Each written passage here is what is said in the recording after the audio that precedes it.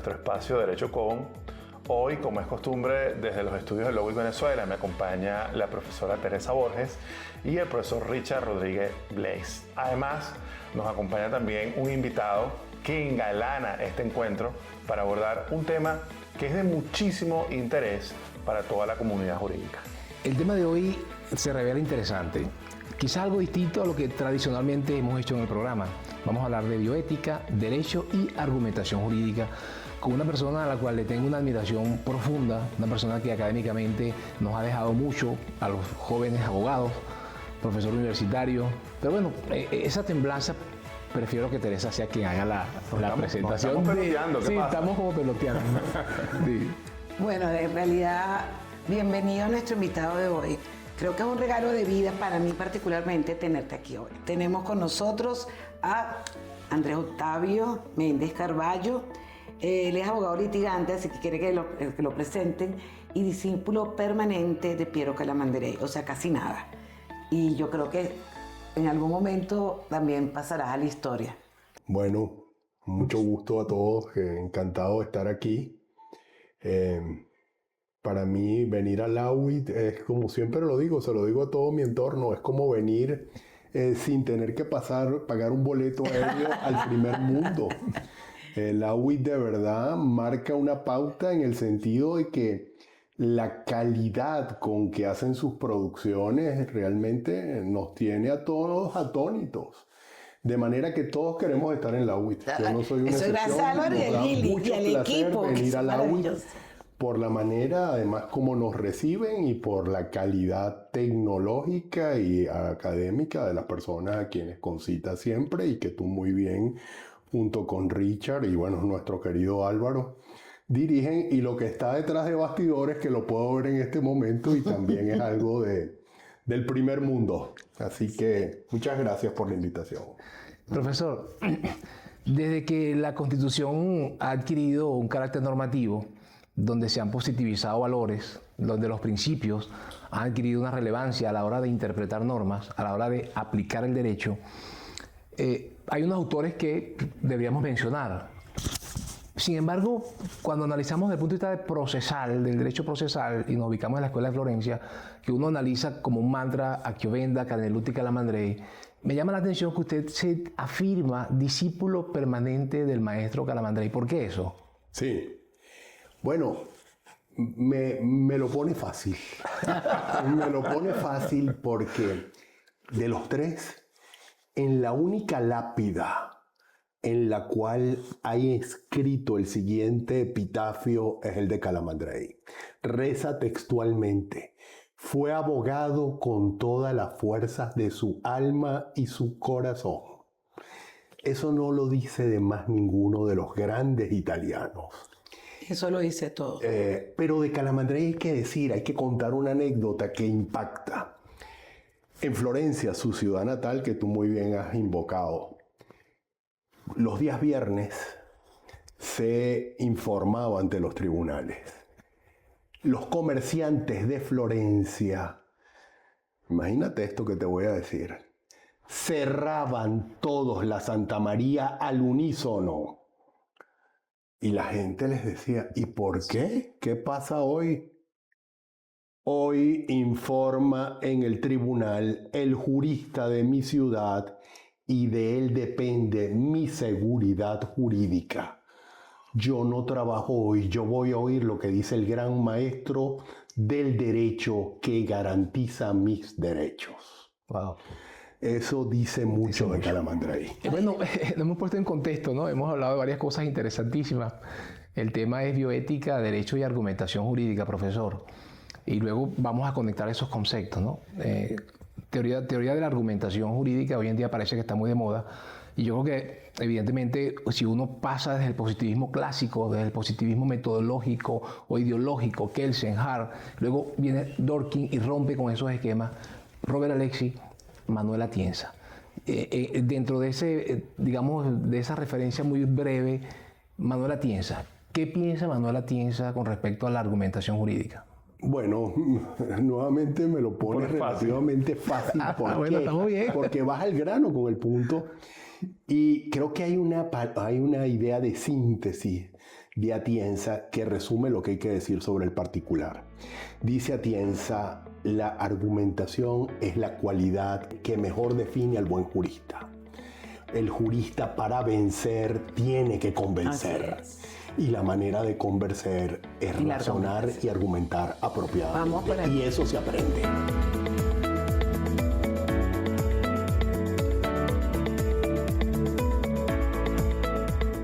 ¿Cómo debemos tomar decisiones que afecten directamente a la dignidad humana, al bienestar de las personas y a los valores fundamentales de nuestra sociedad? Es aquí donde entra la bioética y toma un papel importante. Hoy existe una forma de entender la bioética que no solo la enriquece, sino que también la hace más racional, más incluyente y más útil para enfrentar los desafíos del presente. Me refiero a la concepción de la bioética como argumentación, tal como lo desarrolla el jurista y filósofo Manuel Atienza. En su visión, la bioética no debe ser una mera aplicación de normas. Atienza la concibe como una práctica argumentativa, un proceso racional en el que se exponen, analizan y justifican razones a favor o en contra de ciertas decisiones que afectan a personas en concreto. Esta perspectiva pone en el centro la importancia de deliberar, dialogar y justificar éticamente nuestras elecciones. Uno de los aportes más interesantes de Atienza en su propuesta de juridificar la bioética no se trata de reducir la ética a normas jurídicas, sino de aplicar al ámbito bioético ciertas herramientas desarrolladas en el campo del derecho, como la ponderación de principios, la coherencia argumentativa o la formulación de reglas generales a partir de casos concretos. Estas técnicas pueden mejorar la calidad del debate bioético y contribuir a decisiones más racionales, responsables y socialmente aceptables. Desde su punto de vista, los principios de la bioética, como la autonomía, la justicia, la dignidad o la universalidad, deben entenderse como guías orientativas que requieren ser interpretadas y ponderadas caso por caso. Esto implica reconocer que no hay respuesta automática o absoluta, y que es necesario justificar cada decisión en función del contexto y de los valores en juego. Aquí es donde la argumentación se convierte en una herramienta esencial.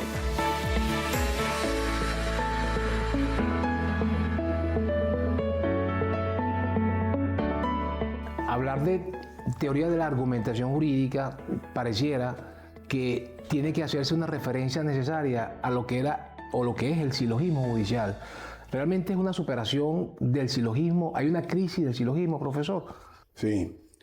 Me remontaste a mi ingreso a la Corte Suprema de Justicia en el año 89. Ya eso pone de relieve, como dicen los muchachos, se le cayó la cédula. Pero ahí ingresé yo a la Corte en 1989. Doctor Trejo Padilla, Carlos Trejo Padilla. Maravilla. Y estábamos discutiendo el tema de la crisis del silogismo. Exactamente. Y ya empezaba la TA, la teoría estándar de la argumentación jurídica contemporánea, a dar sus primeros pininos en Latinoamérica. Porque, por supuesto, como tú y yo sabemos, ya se había dado la gran discusión y ya Neil McCormick y Robert Alexie habían producido sus dos magníficos trabajos sobre argumentación jurídica, donde justamente el epicentro era resolver el papel, el rol del silogismo en el campo del razonamiento jurídico y en la formulación del juzgamiento, que es el paradigma de razonamiento jurídico, lo que ellos llamaban el razonamiento judicial. Exacto. Y entonces los dos habían escrito por separado. McCormick en Dublín, en la Universidad de Dublín, en el Reino Unido, y Robert Alexie en la Universidad de Kiel, en Alemania. Lo sorprendente es que en el mismo año llegan al mismo resultado sin conocerse. Y los dos producen el salvamento del silogismo con la siguiente explicación, pero que venía en Latinoamérica de haber sido combatido acérrimamente por Recasén Siches. Exacto, el maestro español, de origen español, de los que se fueron a México tras la Guerra Civil Española. Recasén Siches habla entonces en aquel momento, en aquel trabajo de la interpretación jurídica, habla del logicismo, de alguna manera satanizándolo, diciéndolo contra el logicismo y contra el silogismo, que era la expresión más concreta de ese logicismo. Y el doctor Trejo tenía aquella discusión en su grupo que éramos, imagínate tú, entre otros José Pedro Barnola, que en paz descanse, estaba yo. Nos reuníamos 4 o 5 abogados y mira, se trabajaba durísimo, se trabajaba de sol a sol.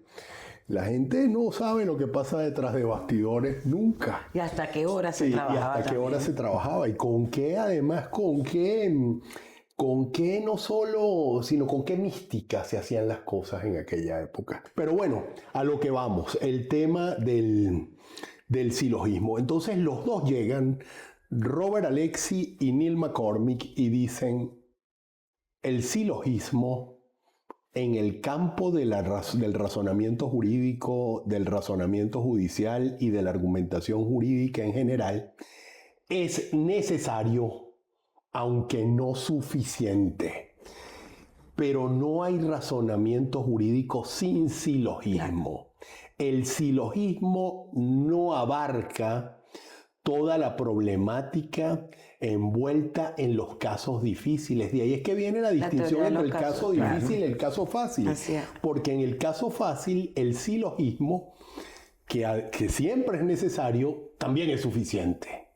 En el caso difícil, el silogismo es necesario, pero no es suficiente. Y ahí Neil McCormick hace la cuatripartición de los problemas que configuran el caso difícil. Y entonces habla del problema en la premisa mayor del silogismo, el problema en la premisa menor, y distingue los problemas de relevancia, los problemas de interpretación jurídica en sentido estricto, los problemas de calificación jurídica y los problemas de prueba. Entonces, con ese desarrollo tan completo, la teoría estándar de la argumentación jurídica pone de relieve que tú siempre tienes que pasar por la horca caudina del silogismo. No puedes prescindir del silogismo. Lo que no puedes ser es tener una actitud de absoluta reverencia frente al silogismo y pensar que todo lo vas a resolver con el silogismo. Además que va cambiando según las circunstancias. Pero no puedes pasar del silogismo. Tras eso, Atienza hace un buen aporte. Él dice, vamos a pasar de la teoría estándar de la argumentación jurídica contemporánea a la teoría de la argumentación jurídica plenamente desarrollada. Y entonces hace aquella clasificación trimembre de los casos en caso fácil, caso difícil y el caso trágico. Y un ejemplo de ese caso trágico que supone ya algo más, que es la huida del derecho. El ejemplo prototípico, el juicio de Nuremberg, donde tú tenías que hacer una huida del derecho para hacer justicia, porque tenías que castigar a criminales de guerra que habían cumplido con el principio de la legalidad de los delitos y de las penas, y que tú no podías decir que bajo el imperio de su ordenamiento jurídico habían cometido un ilícito delictual.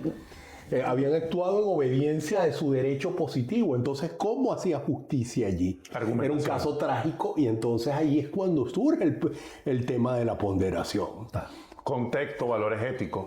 Retórica. Claro, por supuesto. Y ahí es que hace su rol de entrada la magnífica discusión entre el profesor que tú has mencionado tanto, el profesor estadounidense Ronald Dworkin, que entra en discusión con el profesor Hart. Claro, exactamente. Esa discusión Hart es el derecho simplemente un conjunto de reglas, como decía Hart. Exacto. Y entonces dice, eso será ya, pero en un Estado constitucional de derecho como el estadounidense, donde el catálogo de derechos fundamentales ocupa la posición preferente del ordenamiento jurídico. Así es.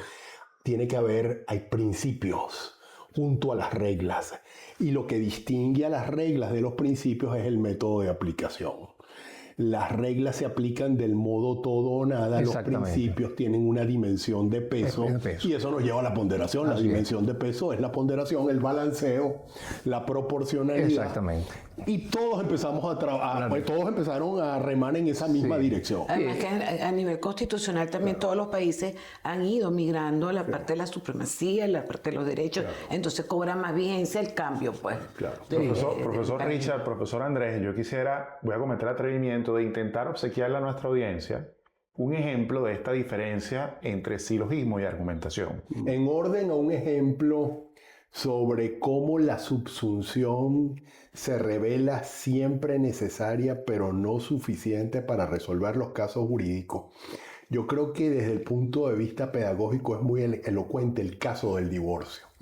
Las causales de divorcio, cuando las analizamos, algunas están conformadas por conceptos jurídicos muy bien definidos, de manera que lo que le queda al operador jurídico, al juez, es dar por probado el hecho y luego practicar la subsunción, y con eso aplica la consecuencia jurídica, que es la disolución del vínculo conyugal. Sin embargo, fíjate cómo fue cambiando la parte del abandono. Sí. También. Un ejemplo de un concepto jurídico bien definido, por ejemplo, sería la condena a presidio penal por sentencia firme. Claro.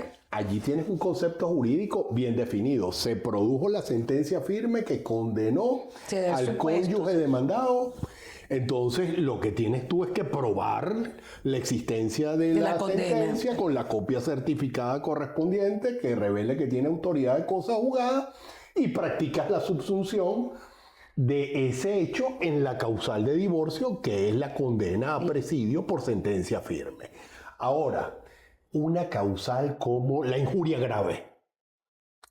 ¿Qué es injuria grave? Es un concepto centralmente indeterminado. Muy personal. Donde el juez entonces tiene que pasar de ese concepto centralmente indeterminado mediante la ponderación, tiene que cerrar la noción centralmente indeterminada y construir la regla. Un ejemplo concreto.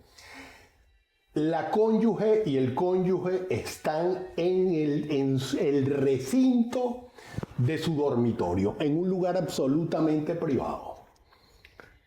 Y la cónyuge amanece con una enorme indigestión, porque en la noche anterior fueron a cenar a casa de la suegra de la cónyuge. Y ella le dice al cónyuge, ¿sabes qué? Definitivamente, esto está en un expediente judicial, definitivamente tu mamá me quiere asesinar. Eso que preparó anoche, que me dijo que era para mí exclusivamente, era para mí, estaba prácticamente envenenado. Era para y empieza la discusión conyugal y empiezan a levantarse las voces.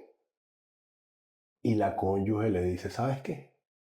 Tu mamá es tal y cual cosa, con todas las letras de la ley. Me mencionó a mi señora madre y eso es lo más sagrado que yo tengo. Ajá. Y la cónyuge dice, no, pero es que un momentico, si yo en el recinto privado de mi dormitorio con mi cónyuge no tengo libertad de expresión, entonces ¿dónde la tengo? Y él le dice, sí, pero un momentico, pero yo tengo el derecho al honor. Y entonces tú tienes los dos derechos fundamentales compitiendo. Tienes la antinomia principialista y fundamental. El derecho al honor compitiendo contra la libertad de expresión. El juez tiene que ponderar y tiene que construir la regla para entonces practicar la subsunción y decir, sí, mira, tienes libertad de expresión, pero no para proferir un insulto de ese calibre en voz alta que lo oyó hasta todo el vecindario. El silogismo no es suficiente. Entonces allí el silogismo no fue suficiente porque tenías un concepto centralmente indeterminado en la causal de divorcio, que era injuria grave. Tuviste que realizar toda esta operación y el juez tiene que dar cuenta de ella en la fundamentación, en la motivación de la sentencia, como dice la doctora Borges.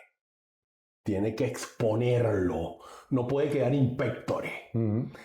Construyes la regla en la motivación y luego que construiste la regla con la ponderación, entonces puedes ir de nuevo al silogismo. Claro, terminas allí. Terminas en el silogismo. Por eso claro. El profesor Luis Prieto Sánchez dice, la ponderación se ubica entre dos silogismos. El silogismo preliminar, que es para que tú divises que el caso entra en la antinomia de dos principios. ¿Cuáles eran los dos principios que tú tenías que detectar aquí con la primera subsunción, la preliminar? Tener que detectar que eso de alguna manera ataca tanto a la libertad de expresión como al derecho al honor. ¿Cuál sería el vicio? El vicio de juzgamiento en caso de que... De carecer de... Muy buena pregunta. Lo tienes en el 313 ordinal segundo del Código de Procedimiento Civil cuando te habla de la violación de las máximas de la experiencia. La violación de las máximas de la experiencia, como dice Henke en Alemania, como motivo de casación, consiste en que tú hayas violado un concepto jurídico indeterminado y no hayas utilizado o hayas utilizado erróneamente una máxima de la experiencia para integrar ese concepto jurídico indeterminado. Ahora bien, pero hay un precedente jurisprudencial del año 96 que te voy a enviar, que es justamente sobre el tema y lo es aplicando el concepto jurídico indeterminado de periculum in mora, de cómo integrarlo a través de máximas de la experiencia y cómo la denuncia tiene que ser al hilo del vicio de juzgamiento por violación de las máximas de la experiencia conforme a lo dispuesto en el numeral segundo del 313, que lo dice explícitamente, porque la violación de las máximas de la experiencia es motivo de casación de fondo. Algunos operadores pensarán que el vicio puede ser inmotivación. No es inmotivación porque hay una motivación formalmente, pero que lo que tú vas a discutir es el contenido de esa motivación y ya eso te lo convierte en error de juzgamiento y no vicio de actividad. Ahora, Andrés, la máxima de experiencia también es uno de esos conceptos jurídicos que dejan mucho la imaginación. Sí. Tú tienes un concepto, una definición de ellas, pero a la hora de la aplicación... Tienes un margen de discrecionalidad, pero que no puede convertirse en arbitrariedad. Te da una libertad decisoria. Siempre estamos rayando con la subjetividad allí. Claro. Sí, ¿de qué depende? Depende de que el juez invoque, por ejemplo, precedentes. Precedentes que incluso pueden ser de derecho comparado. La argumentación que haga y la ponderación que haga el juez es fundamental. Volvemos a lo mismo siempre, argumentación. Está bien, ¿no? Interesante. Claro, cuando existen conflictos entre principios, tenemos unos mecanismos para integrarlos, para de alguna manera sopesar cuál debe tener preferencia en un caso particular. El test de proporcionalidad, los pesos, contrapesos, ¿no? El caso se revela quizá distinto cuando no tienes la regla estructurada de manera clara en un supuesto abstracto y una consecuencia jurídica, sino que son normas como quizás lo llamaba Kelsen o fragmentos de normas, ¿no? Que normas que son muy abiertas, pero tienes una regla, pero que no da para solucionar un caso específico. Allí tienes que completar la norma con principios. Entonces ahí tienes que hacer un trabajo de ponderación, de análisis, de argumentación para poder arribar a una solución, digamos, lógica, justa, válida, ¿no? Y eficaz, ¿no? Magnífico, y es lo que hablábamos al comienzo.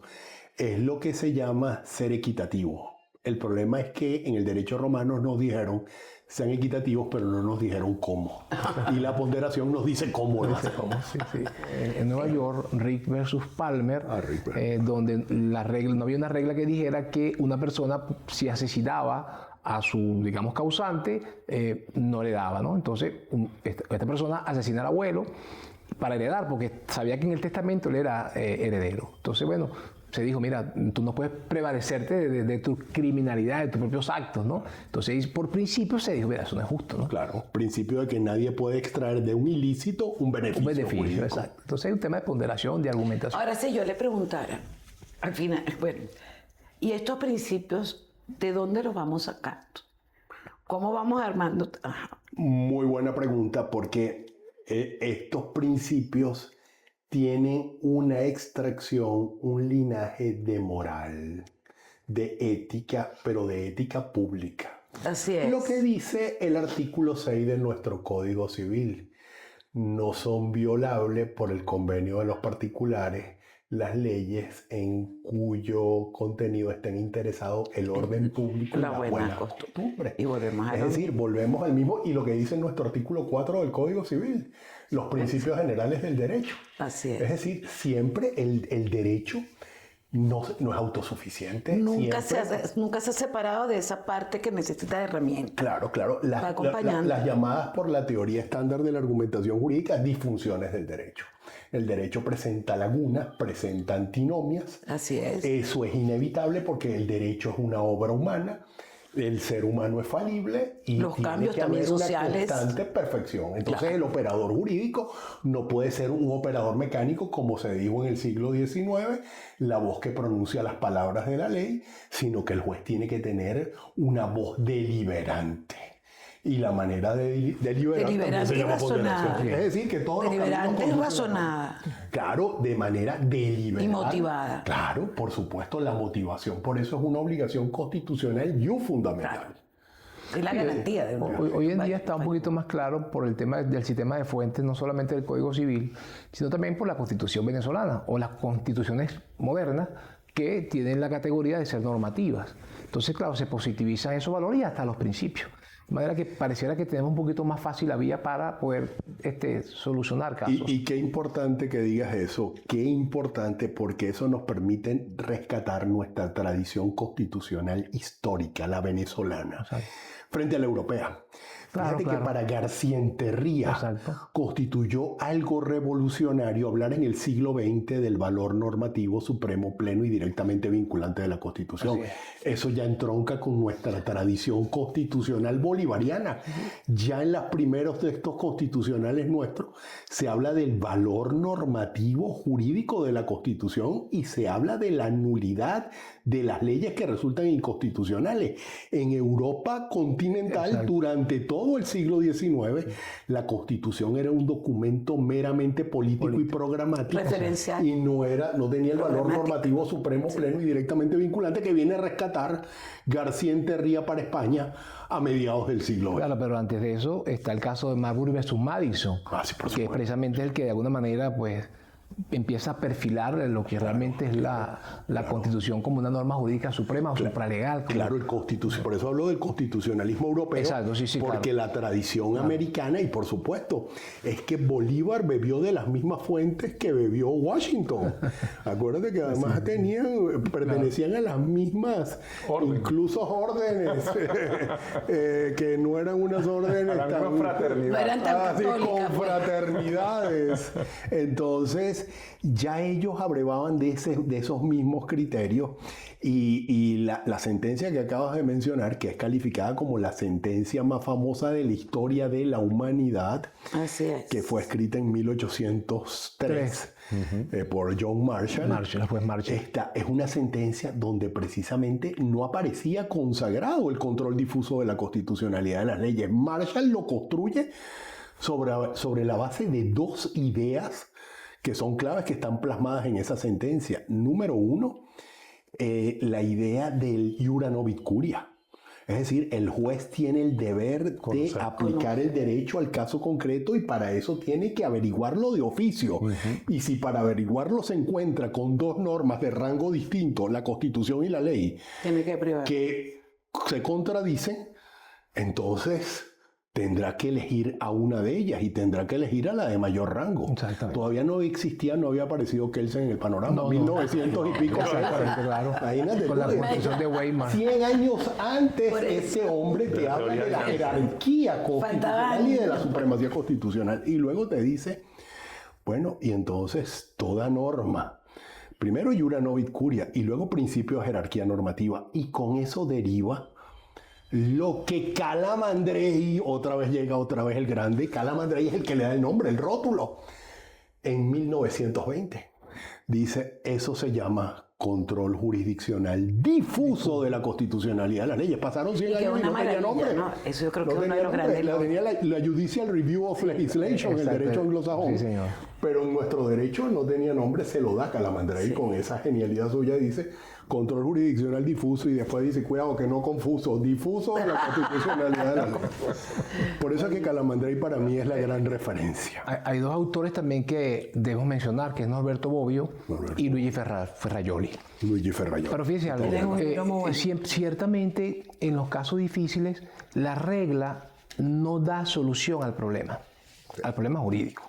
Con lo cual se discute si nos quedamos con el legalismo o con el positivismo metodológico o teórico, pues habrán casos en que se van a resolver con base en la norma y no con el valor justicia. Entonces ahí entra en pugna lo que es la visión o el paradigma del positivismo versus el justnaturalismo. Entonces, claro, hoy en día mantener esas etiquetas es peligroso. Sobre todo en el tema de la bioética, que nos convoca a hacer alguna referencia, pareciera que quedarse solamente con el legalismo, el positivismo o el normativismo, pues puede generar casos injustos. Entonces entra el tema de la valoración y la moral en juego. Sí. Sí. Yo creo que, perdón, eso nos llevaría a que es importante entonces establecer qué vinculación tenemos, argumentación, silogismo lógico normativo, moral, ética, porque todo al final entra en un mismo saco y tienen que empezar ellos a ajustarse. Sí. Un movimiento de equilibrio, pues. Sí. Sí. Que, por cierto, el libro de Atienza, que creo que no dije el nombre bien al principio, es Tras la Justicia. El libro Tras la Justicia es el que es recomendable para todo el mundo porque te logra incluir en el ámbito de lo jurídico y plantear todas estas cosas, pero en palabras de a centavo, de manera muy sencilla, de manera muy accesible al público en general. Pero sobre lo que me estás planteando, Norberto Bobbio, Luigi Ferrajoli, neoconstitucionalismo, garantismo, pospositivismo, que es el nombre que propone en definitiva Manuel Atienza. Tú muy bien dices, se trata de un problema de etiquetas, pero lo fundamental es que tú tienes que tener en cuenta que para aplicar el derecho de un Estado constitucional de derecho, donde lo principal es el catálogo de derechos fundamentales, lo que el Tribunal Supremo estadounidense, repito, llamó la posición preferente del catálogo de derechos fundamentales, el Bill of Rights, exacto, del derecho anglosajón, y que tiene estructura de principios y no de reglas, tú definitivamente tienes que utilizar una metodología jurídica donde entra el juego el balanceo. El balanceo, ponderación, proporcionalidad, y no puedes agotarlo simplemente en la aplicación como la llama, por ejemplo, otra vez Atienza, la aplicación burocrática y meramente coactiva del derecho. Es decir, los casos se resuelven de alguna manera, de una manera formularia, sin reflexionar, exacto, sin pensar, sin fundamentar y sin justificar ampliamente el caso. Por eso es que hoy en día la motivación de la sentencia es un imperativo constitucional y fundamental. Me voy a quedar con esa parte porque entre la ponderación y la motivación creo que es la parte que sale hacia la sociedad y tiene que lograr convencer. Así es.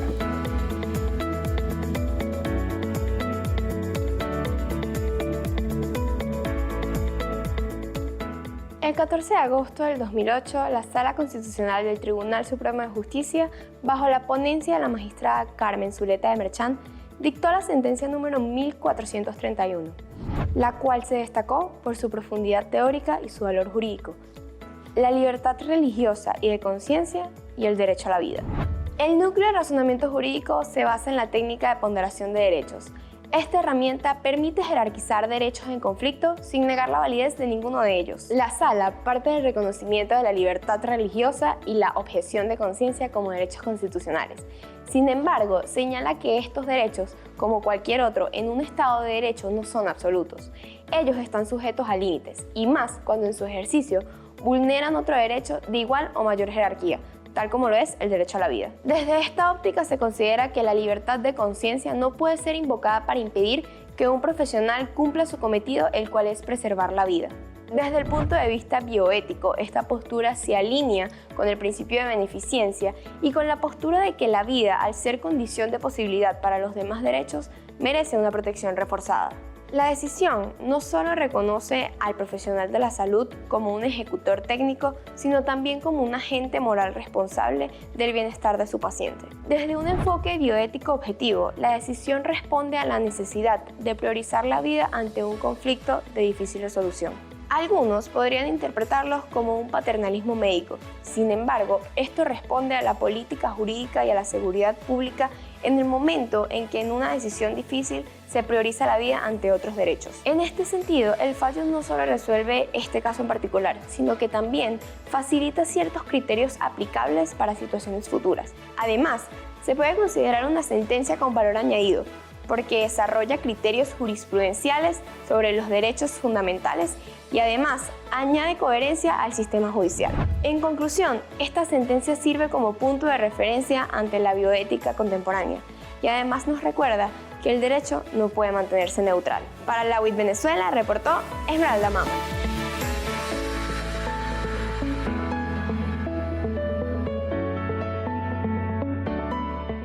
Bien, estamos de vuelta en Derecho con nuestro invitado, profesor Andrés Méndez Carvalho. Venimos hablando de la argumentación y bueno, ya para este tercer corte entramos de lleno en uno de los temas que está destinado a este programa, que es la bioética. Y su vinculación con la argumentación. Total. Que la gente tiene que entender por qué estábamos desgranando tanto la parte de la argumentación, el tema de la argumentación. Así es. Efectivamente, y ahí nuevamente lo que decías tú, Richard, el profesor Atienza ha sido en lengua castellana, porque esto viene realmente de los Estados Unidos, como tú y yo también lo hemos conversado, la idea de que la bioética tiene que ser una bioética fundada en principios, y entonces Manuel Atienza define aún más esa tesis y la profundiza, y dice que no debe desarrollarse una bioética anclada en la concepción biomédica del pasado, según la cual la bioética estaba conformada por un código cerrado de leyes y normas de tipo reglamentario, sino que más bien por la necesidad de un derecho dúctil. Gustavo Saber-Grebelsky, claro. Es necesario una bioética fundada en principios. Y entonces se empiezan a exponer los principios de la bioética ya en lengua castellana, gracias a la voz ductora, entre otros, de Manuel Atienza. Y cuando se entronca, como dice Teresa, cuando se habla entonces del principialismo bioético, se dice, bueno, entonces la clave es metodológica. ¿Cuál es el método para aplicar esa bioética que, como sabemos, es la aplicación de la ética o ética aplicada a los problemas de la salud, de la biología, de la medicina y en general de lo sanitario? Me gustaría que para el público desarrolle un poquito cuáles serían esos temas más relevantes de la parte de la bioética. ¿Cuáles son los problemas? O sea, por ejemplo, que ese aborto, contemporáneo. Que sí, o sea, eso, bueno, se habla de dos etapas de la bioética. La bioética 1.0 y la bioética 2.0 y la que viene por ahí. Para seguir el léxico actual. Y sí, los problemas primarios de la bioética eran el aborto, la eutanasia. Hoy en día, con todo el desarrollo que ha habido del genoma humano, de las técnicas de reproducción asistida, y lo que ahora se llama el transhumanismo. Entonces se habla de la bioética, que es una bioética 2.0 que pasa de ser una bioética religiosa a ser una bioética laica. Y en esa bioética uno de los temas claves es el transhumanismo, que es que ya se trata de una bioética que toma en consideración que el hombre, con el desarrollo científico, tecnológico, no es solo capaz de cambiar su entorno, sino que es capaz de cambiar su propia naturaleza. Y entonces allí ya se plantean problemas incluso que son graves y sumamente mezcla también la religión, por ejemplo, el caso de cambio cosas. de género. Clonación, cambios de género. Es constituirse el hombre en Dios, no hay nada. Y ahora, ¿cómo la argumentación resuelve esos problemas de bioética? Bueno, no lo puede hacer a través de un código cerrado. Y entonces se exponen los principios de la bioética, que básicamente son 4 principios, pero que siguen creciendo. Los 4 principios originales que, como hemos conversado, son el principio de la no maleficencia, el principio de la beneficencia, el principio de la imparcialidad y la justicia. Y esos son los 3 principios básicos, y el 4º principio que se me escapó ahorita, que es el principio no maleficencia, beneficencia, Justicia formal.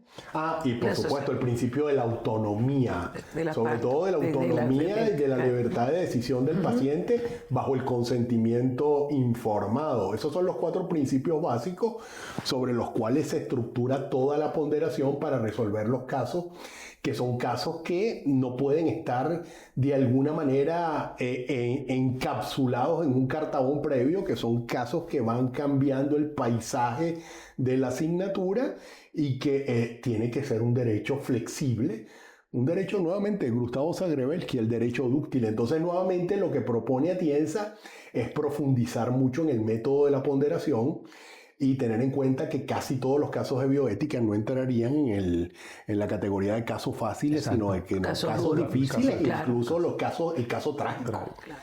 Los temas de la bioética son temas, como hemos hablado ya, son duros desde el punto de vista humano incluso, o sea, no por buscar la solución, sino que son situaciones donde se mezcla la parte interior del ser humano, la dignidad del ser humano, la religión, la moralidad, la parte, o sea, tiene una cantidad de injerencias que lo van acompañando. Y bueno, además te tienes que enfrentar a ver cómo normas eso y que sea aceptado, ¿cierto? Entonces ahí utilizamos como herramienta la argumentación. Sí, bueno. Ok, ahora, ¿qué podrías poner algunos ejemplos de metodologías de argumentación en algunos casos para que se vea claro cómo está la vinculación entre ambos temas? Sí, por ejemplo, el problema del transhumanismo, que es modificar el genoma humano y cambiar la evolución del ser humano para que sea... Y cómo ahí interviene también la inteligencia artificial. Sí, eso es otra. Que es otro ingrediente que está en la ecuación. Entonces, ¿cómo legislar sobre eso ex ante? Es muy difícil porque tú no puedes anticipar el cambio que va a venir. Entonces, por eso volvemos al punto. No vas a tener un juez que sea el vocero de la legalidad vigente, porque la legalidad es obsoleta minuto a minuto.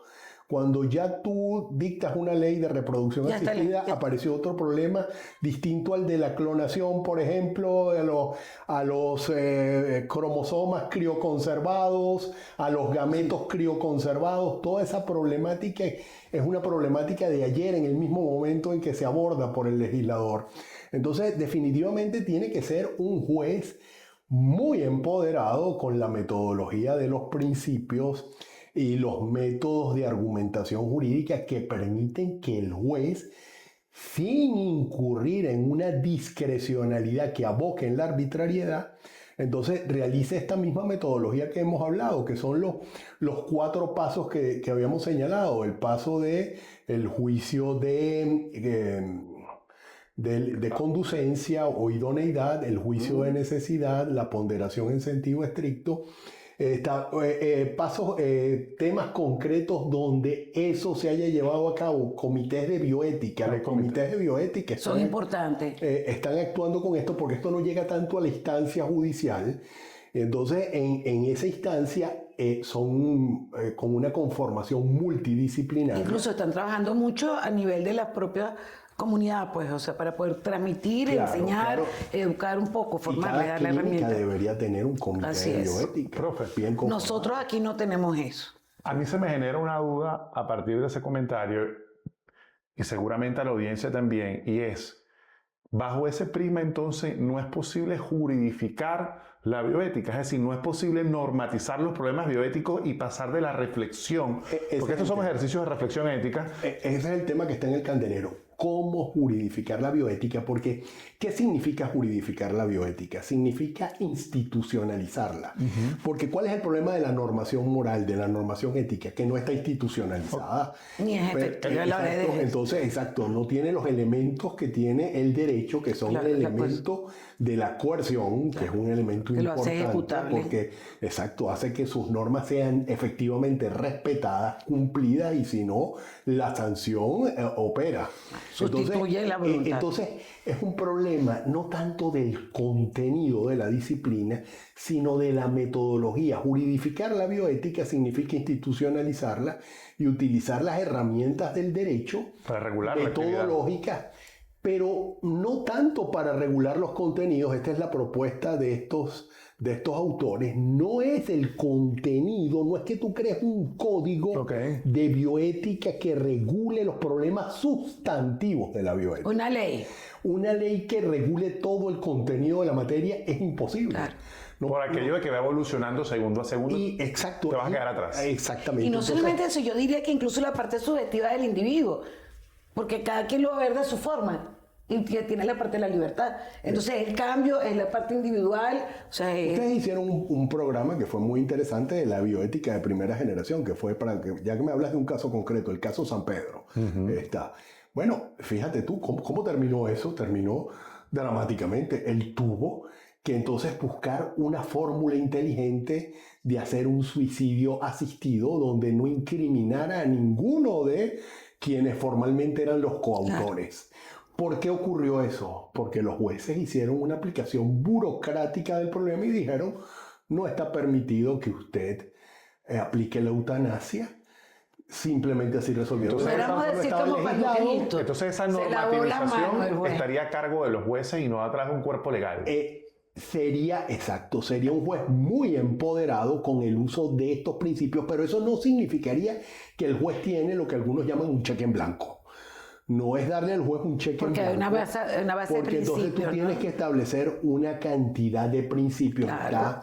Está la bioética más actualizada, que es la laica. Hay gente que está trabajando muy serio sobre ese tema. Yo creo que eso ya sería materia de otro programa en que trabajemos esa bioética laica y todos los principios que se han venido desarrollando consecutivamente. El principio del progreso.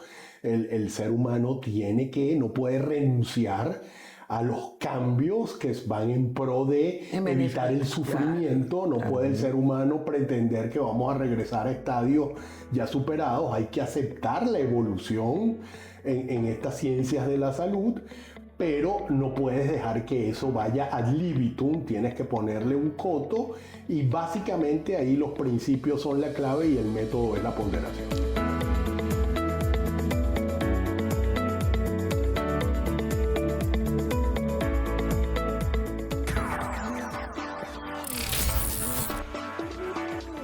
Bienvenidos a una nueva entrega de La Dama Ciega de La WIT Play para La WIT Venezuela. Les habla Ariadna Santana. En este episodio de una abogada extraordinaria conocemos a Woo-Yeon Woo, una joven abogada con autismo que comienza su carrera profesional en un entorno que, a pesar de su inteligencia excepcional, pone en duda su capacidad debido a su condición neurodivergente. Desde el primer momento, no solo se enfrenta a un caso legal complicado, sino también a los prejuicios y estigmas de aquellos que la observan con desconfianza por su condición. Este escenario, tan común en muchas partes del mundo, nos lanza una pregunta crucial desde la bioética. ¿Estamos como sociedad realmente preparados para incluir a las personas con neurodivergencias? ¿O seguimos sosteniendo las creencias de que, en nombre de la protección o de la preocupación, hay personas que deberían permanecer al margen sin poder participar plenamente en actividades sociales, educativas o laborales? La situación de Woo-Yeon Woo plantea una reflexión profunda sobre la inclusión. La bioética nos recuerda que la inclusión no es solo una cuestión de cumplir con normativas o legislar a favor de los grupos vulnerables. La verdadera inclusión es un compromiso social que implica desafiar nuestros propios prejuicios, repensar nuestras estructuras y garantizar que las personas, independientemente de sus condiciones, puedan ser reconocidas por su potencial y no por su diagnóstico. En el caso en que la joven abogada asume en este primer capítulo, Woo se enfrenta a la defensa de una mujer acusada de agredir a su esposo.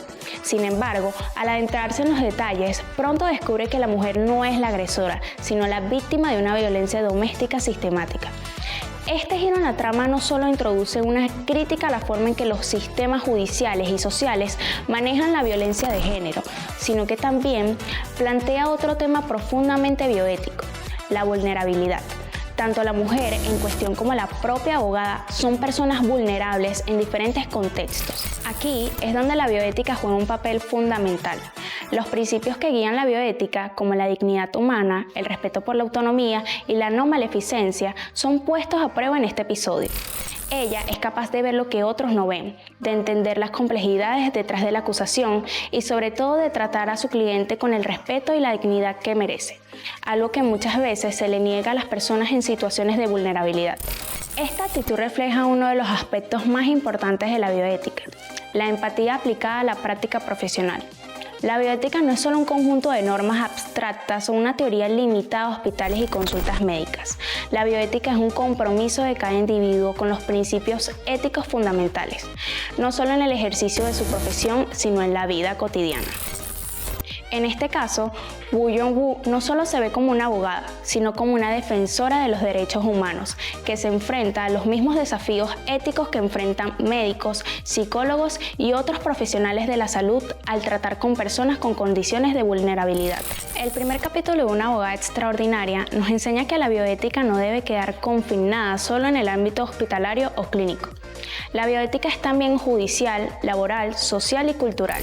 Está presente en cómo tratamos a los demás, en las decisiones que tomamos como sociedad sobre quién tiene voz y quién es escuchado, en la forma en que integramos a las personas con discapacidad o en cómo abordamos la violencia doméstica.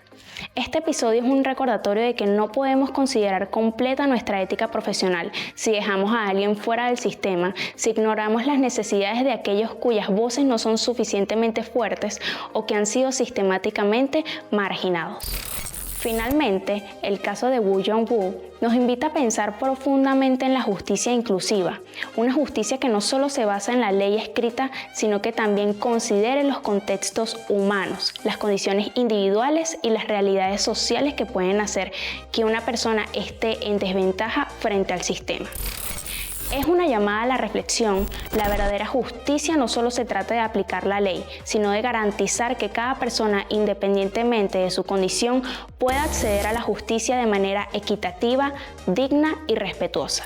Este primer episodio no solo es una lección sobre derechos. La bioética nos llama a ver más allá de lo evidente, a actuar con empatía y a reconocer la dignidad de todas las personas sin importar sus diferencias.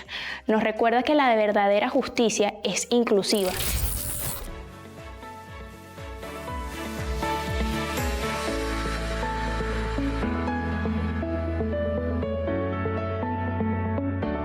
Bueno, ya para esta última parte del programa, Andrés, sabes que hay un tema que medio mencionamos, pero muy superficialmente, y creo que es muy, muy importante en lo que estamos conversando, y sobre todo al mezclar argumentación y bioética, la dignidad humana. Sí. Y el rol que juega, sobre todo en la ponderación, y muchas veces en los principios, bueno, en la ponderación y los principios, por supuesto. Sí. Sí, como durante todo el programa han dado ustedes en el clavo en todos los comentarios, y efectivamente esa es la clave de bóveda del Estado Constitucional de Derecho y del catálogo de los derechos fundamentales. Precisamente el profesor Atienza en el 2020 sacó una monografía de Trota, la has visto ya la tienes, me la vas a prestar, que se titula La dignidad humana, donde él recoge todo, compila todos los trabajos que él ha ido durante muchos años escribiendo sobre el tema. Y efectivamente, la dignidad humana, bueno, tratar de llegar a una definición conceptual de la dignidad humana de corte normativo jurídico. Sí es viable, es la prohibición de la cosificación del hombre. En eso es en síntesis la dignidad humana. Es decir, la prohibición de instrumentalizar al ser humano. Exacto. A ultranza, porque efectivamente en el tráfico comercial y jurídico el ser humano también es un instrumento. En las relaciones laborales, bueno, de alguna manera tú utilizas al mejor experto en un área y utilizas al mejor médico. Entonces hay una instrumentalización, pero no es una instrumentalización radical, y que deje de tener en cuenta que todo hombre es un fin en sí mismo. Entonces es la concepción autofinalística de cada hombre lo que está en la base ética de los derechos fundamentales, de los derechos humanos, y eso en lo que tú acabas de decir, en la bioética es capital. Es decir, toda la argumentación jurídica y la argumentación en general en el campo bioético siempre tiene como ingrediente de fondo la salvaguarda, el respeto, la protección de la dignidad. Ese es el norte. Esa es, sí, y ese puede ser el punto de señero. consenso al final. Ese es el punto de consenso final. De manera que sí, eso es lo que habría que decir. Bien bueno que tocamos ese punto. Sí, señor. Bueno, diga su palabra final, cómo lo pasó, qué quiere recomendar, qué quiere... tiene total libertad, tus redes también. Andrea. Bueno, solo quiero decir que no es una palabra final ni un adiós, sino un hasta luego. No, es hasta el de hoy. Un hasta luego. Porque hay muchos planes. Claro. Seguimos, ¿sabes cómo es? Bueno, lo que dije al comienzo, estar en la UIT es muy fácil. Estar con ustedes es de verdad un placer. Se la ponemos fácil. Es una familia. Y efectivamente, en una Venezuela donde hay tantas cosas difíciles y por hacer, la UIT está haciendo con excelencia. Una ventana al sol. Sí, una ventana, sí, y muy bien dicho eso, y una ventana al primer mundo. Y los venezolanos queremos estar en el primer mundo, todos queremos estar en el primer mundo. Eso explica tantas cosas que están ocurriendo. Sí. El tema del éxodo venezolano solo se explica porque el venezolano quiere ir a ese estado de cosas. Bueno, la UIT está apostando por Venezuela, por eso están ustedes aquí. Y humildemente gracias por invitarme y creo que la labor que están haciendo es una labor de la patria latinoamericana grande. Creo que Venezuela siempre ha estado en el liderazgo y ustedes son líderes en este campo. Así que gracias por... esta es tu casa, Andrés. Te has invitado siempre. Gracias. Así que, sí, bueno, Richard, creo que quieres decirle algo. No, es un honor, profesor, de verdad, tenerlo aquí con nosotros, oír todas sus experiencias, toda su sapiencia. Creo que tiene mucho que dar. Ojalá que podamos hacer otros programas, otras iniciativas en conjunto. Pareciera que así como existe una argumentación con perspectiva de género, hay una argumentación con perspectiva de la bioética, donde subyace la dignidad humana, ¿no? Bueno, estamos muy complacidos de tenerlo aquí con nosotros. Gracias. Bueno, si te gustó el programa o si les gustó el programa, no olviden de darle like, suscribirse, por supuesto, y activar la campanita. Será hasta la próxima oportunidad. Gracias.